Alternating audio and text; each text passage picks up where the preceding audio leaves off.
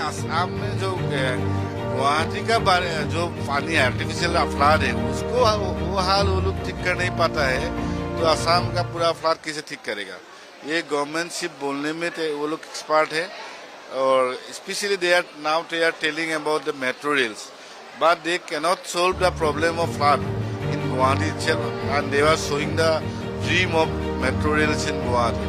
So I believe this government is only busy with giving lecture, not busy in solve the problems.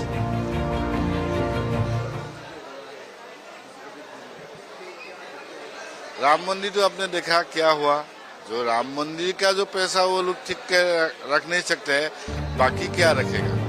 Ram मंदिर जो जिसके लिए वो लोग सत्ता पे आया उसको ही वो लोग ठीक से सिक्योरिटी नहीं दे रहा है, उसमें ही चोरी हो रहा है। तो आने वाला समय में वो देश का बाकी मंदिर का क्या हाल होगा आप समझ लीजिए।